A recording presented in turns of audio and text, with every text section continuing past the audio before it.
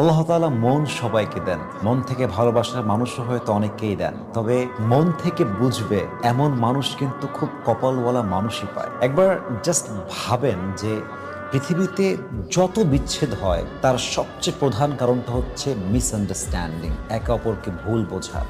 আসলে তোমাকে ভালোবাসি, তোমাকে ভালোবাসি, তোমাকে ভালোবাসি মুখে বলা তো মানুষ বস্তা ভরা পৃথিবীতে পাওয়া যাবে, কিন্তু মন থেকে আপনাকে বুঝবে, আপনার ইমোশন বুঝবে, আপনার ফিলিংস বুঝবে, আপনাকে ভ্যালু দিবে, আপনার সুখে দুঃখে কষ্টে অলওয়েজ আপনার হাতটা ধরে বলবে আই এম উইথ ইউ, যা হয়ে যাক I will be there for you, আমি তোমার সাথে আছি, আমি অনেস্ট, আমি লয়াল, আমি তোমাকে কখনো ছাড়বো না।